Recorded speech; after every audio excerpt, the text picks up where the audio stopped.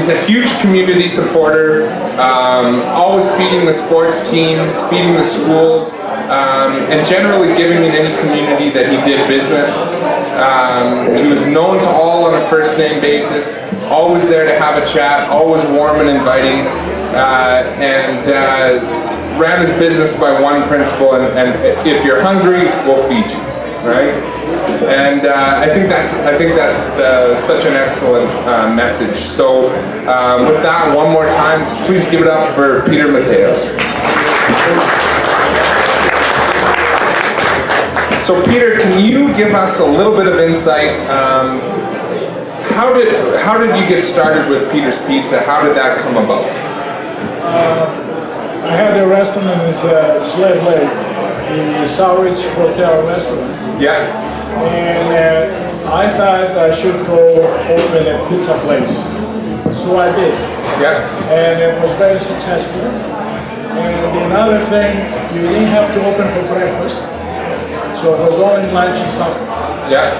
So it was very good. Yeah. So I thought it's a time to expand. And always I liked Spruce Grove because I used to have a restaurant in Jasper, and I used to go by and it says, "Welcome to Spruce Grove, population 650 people." So the company was great. So I thought Spruce Grove is the right town to move on. So I drove down, I took a run on the main street, I didn't see nothing, I left. I went back to Slave Lake and I said, I missed something, I gotta go back. So I drove back and I drove straight down King Street. And I saw the big mall, space for rent.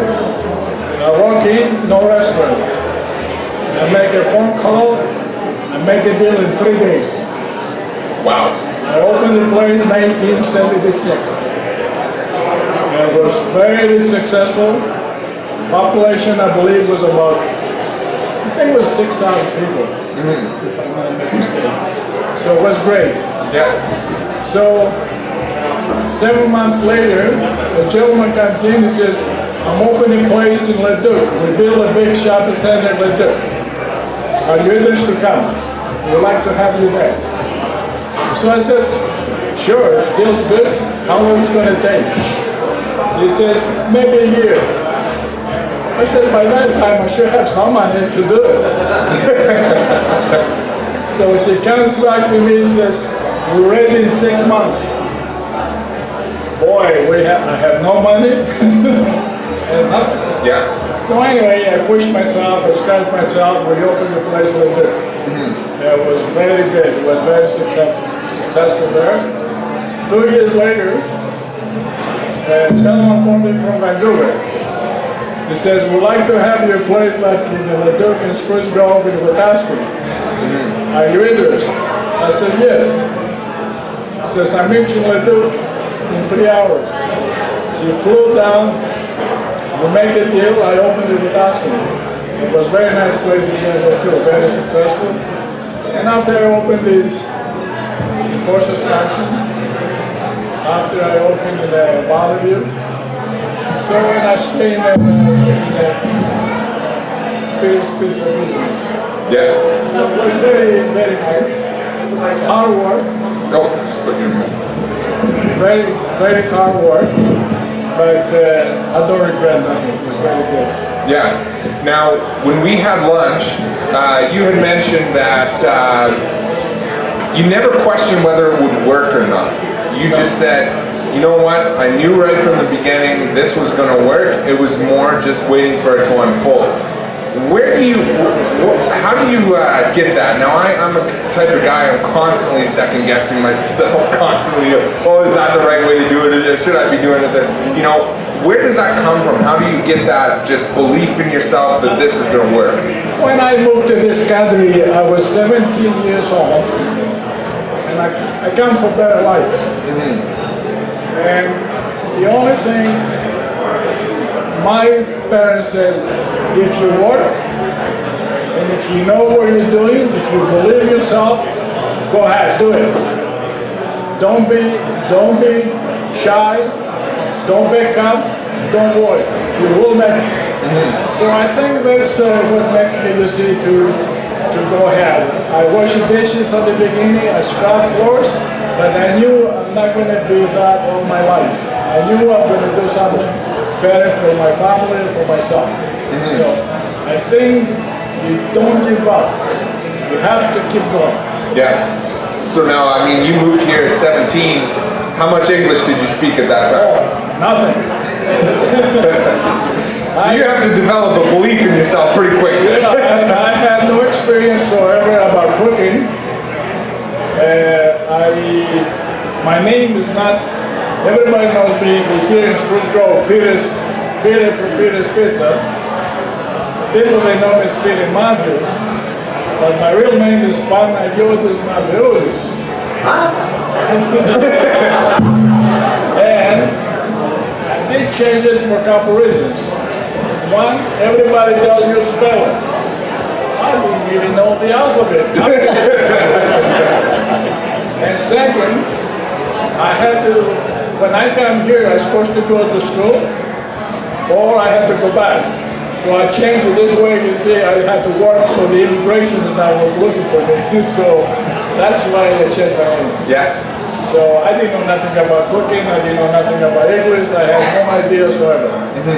So you're here now. You moved. You're 17. At that point, did you know, listen, I'm going to be here, I'm going to be successful, I'm going to work my way up in the restaurant chain, or what was your goal? The jobs, when you come, there's a lot of immigrants without degrees and everything. They go into washing dishes because you don't even have to speak English. You wash the floors, you're a giant cook. So that's the only thing I knew.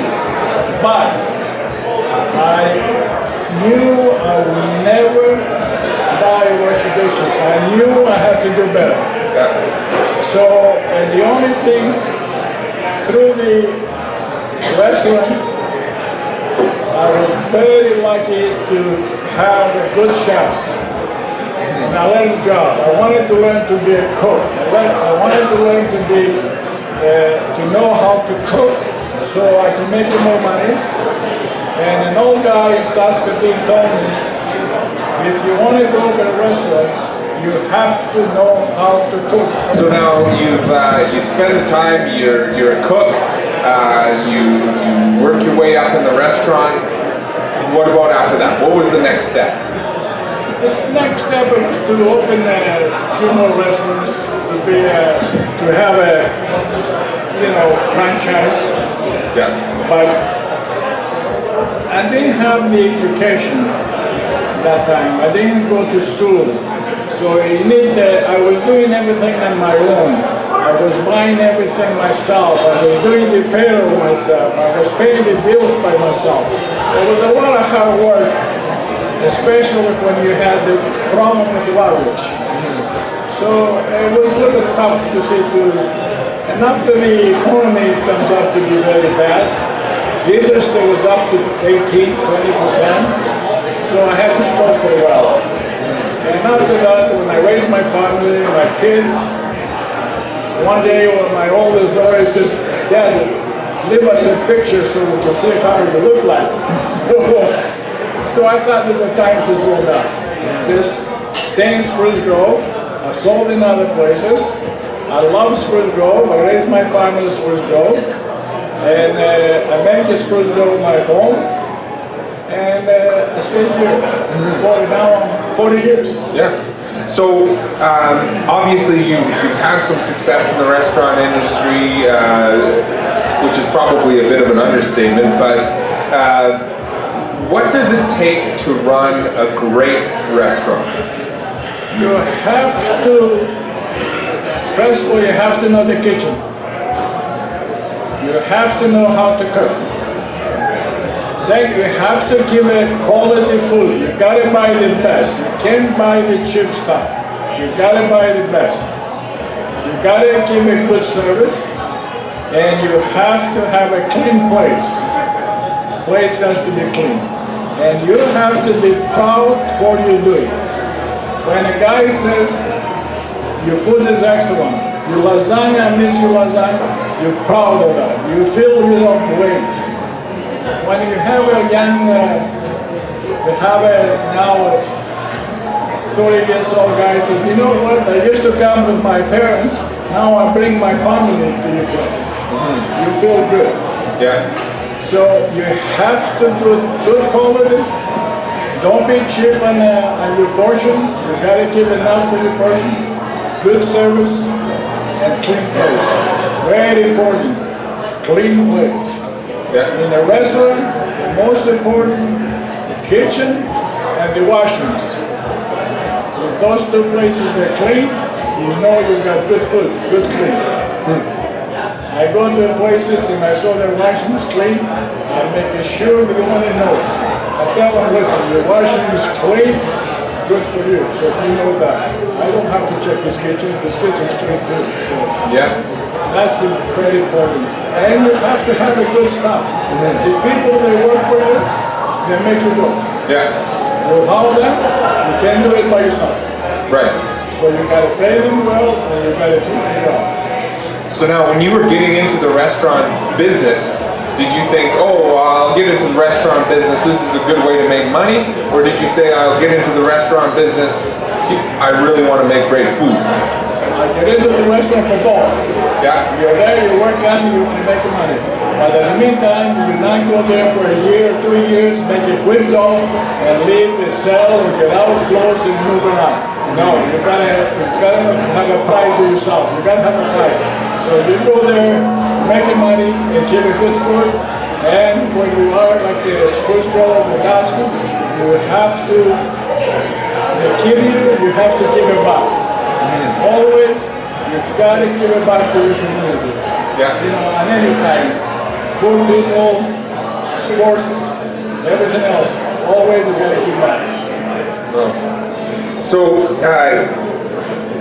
through the years, having great success, 37 years in business is a long time. I know. So, it kind of all been good times. Was there any times where times weren't so great? Oh yes, the economy's, you know, when the economy's changed, like now, we have minimum wages up. You can ask me, do I agree? Not now with this economy, I don't agree with this economy. Yeah. The problem is that you give a minimum wages $1 or something, say to your dishwasher or the but there's people, the cooks, they say, they make it $15, I make it $16, I'm a cook, I gotta have a raise. So it's not only one person, everybody will raise. Yeah. This time, what the economy will have, it's a bad time. Yeah. Bad. So it was tough days. Sometimes we couldn't pay the bills. And thanks, we didn't have the computers like now. I mix up my bill, my checks. I send the check to this company, I send it to a different company. By the time they phone me, says, Peter, you send me your own check. I'm sorry. Send it to me back and I send you a check. Now on the 1 week time, you're dealing with cash. The cash. So at that week, you have some money to pay that guy. Yeah. So this way, we kept everybody happy. So yes, it was a tough day. You have to make your payments, you have to make your rent. Yes, it was not roses. You have the tough days too. Yeah. But don't give up. Don't give up. You give up the things.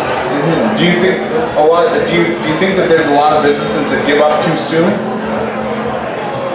Depends the business. I can talk to you about restaurants because that's what I know. Some people they do, when they go on their own. Some people with franchises they don't because they have the people you see behind them to help them out. Yeah. But on your own, yes, some people they do give up. Is that hard? Yeah. It's difficult business. That business. Yeah. So, What advice would you give to somebody who is immigrating to Canada, who would like to get into business, that type of thing? Is there opportunity in Canada? The opportunity is here. We're the best country. Yeah. We've got the opportunities. Yes, Canada's got opportunity, especially now. You can get help from a lot of places. I can say, go for it. Don't give up, work on, and be honest. Right. Be honest. Be straight. So I think yes, a lot of opportunities. I think growing up in Canada, it's hard to really understand what that means because you've never done business, you don't know what it's like in another country running a business.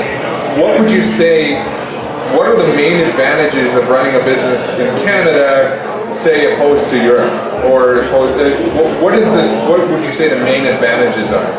You know, where I come from, it's very tough to run business because we gotta have the money and there's a different government, different attitude. Over here, they do help you out. And not only that, not only the easy from the banks to get some money and things like that. Years back, when you was going to the bank, you said you want to open a restaurant, they didn't even talk to you. They didn't want to talk to you at all. Because a lot of restaurants is going broke and everything else. So, in Europe, I can say only about my country, but in other countries I don't know. Here's the opportunity. This is Canada gives you a lot of opportunity. Yeah. Very good opportunities here. Yeah. So now, you're running Peter's Pizza, and you've now obviously you're not doing Peter's Pizza anymore. What prompted you to move on or to get into a new? Was it just okay? Let's try something else, or? Everybody asks me how's my retirement. Yeah. It was. I didn't miss the job. I didn't miss all that. I miss you guys. I miss the people. Like, you see everybody, and that's what I miss. Yeah. Peter, I miss you pizza. Peter, I miss you lasagna. I miss them. I talk to them, they talk to me. They come for lunch, they want to talk about hockey, they want to talk about our government, they want to talk. So you got to be prepared to talk about it. And I miss you guys. Yeah. So it sounds like that connection that you had with people is really, really tough to lose. Yes, very, very tough.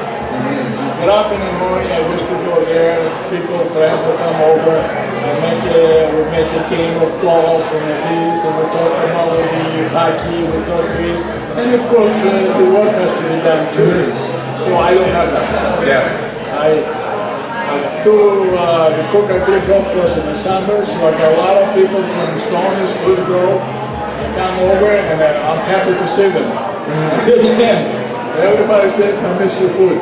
I miss them. I miss you. Yeah, I miss them. I miss them. That's actually, I think, really inspirational. That I think a lot of businesses should aspire to have that kind of connection with the people they do business with. I think we're turning into a very transactional type of society where you go online and you order your pizza and it comes to your door, and you go. We're missing that connection of. You're right. I agree. You feel that way? I feel that way because even my kids they text me instead of phone me. Yeah. Come on, I want to hear your voice. So now the guy phones me and says, I want a couple of pizzas, make it this way, and do this, that, and you go to the door, and they're happy and everything else. So that's now with the technology and all this stuff, you miss the connection. Yeah. You do miss the connection. What advice would you give to businesses that want to have that connection with their clients, that want to say, I don't want to just sit on Facebook or on Twitter and wait for people to come to me? How can a business cultivate that warm type of inviting feel that people want to come in and see the owner and talk to them? I think if they come into your place, spend the time, get up and say, can I help you? Oh yeah, I'm so, oh okay. Talk to the guy, talk about this, talk about the economy. Ask him if he's a farmer. Says, hey, did we have a good season? Yeah. How was the farming? The guys they like to talk about. They like to see to tell you to see the problems. So don't sit down in the back in the computer and you say, oh, I did my job. No, sometimes it's nice to talk to the people. Even if they don't buy nothing. Yeah. Just be there. Just talk to them. Actually, a friend of both of ours, Gord, actually, who we had interviewed before, had mentioned that what is one of the keys to success, or one of his keys to success, was to ask great questions, right? And to connect with people through. Yeah. Like I said, the guys are farmers. He had a bad season. The weather was not good. You ask him how they had a good season. They had a good weather, so they ask him. So he feels good about it. Yeah. And it's nice to see you. I used to go around and give him coffee and give him water to the customer. I did that because I didn't want to go back and say, how's your food and everything else. If I say the food, they didn't eat the food, I'm going to say something wrong. Or I look everything, I spend time to give him the coffee and everything so I can see if everything is okay. So I don't go, dress up with a suit and tie and go around. No. Just be like the rest of the people. So because you have a restaurant, that means you're a big shot. No, you're there, you look after the customer. I clean tables. Yeah. I did everything. I cook. When my cook was busy, I go there and cook. Give them a hand. You were the guy. That's right. You got to do that. So I had a lot of people say, why are you giving coffee? Why are you doing tables? For service. Yeah. We got to do it for service. It was important to you how your customer left, and Yes, what their feeling was, how they important. left feeling. Yes, very important. Yeah. And of course, you have some problems. Sometimes you have a person says, oh, this dish was not done well. Yeah. Okay, I'm sorry. Can I give you something else? No, I'm sorry. Don't charge it. Don't give a bill. You know what I mean? Don't charge it. Oh, says I have a salad. No, I'm sorry. You come here and you're not happy. I'm sorry. You're not going to give a bill. You apologize and they come back. Yeah. The best advertising is a mouth to mouth. Always. Always the best. Yeah. I don't think that will ever change. So we're going to move into the rapid fire round of questions here. What is a book that you would recommend that everybody read at least once in their life? I like the book Banksters and the Pretty Boys. Okay. I show them the corruption involved. Okay. Yeah. Corruption, yeah. So what's it about? About the banks and about how they can make you and how they can help you, so you can see, that's making a difference how much hard you can work. They have the power to break you or make you. And why would you say everybody should read that? Because most of the people, they're dealing with banks. Yeah. So I got nothing to do with the banks, but they're dealing with the banks and everything else. So I think they should know how they work. Yeah, excellent. So, what is the best lesson that you ever learned from your father?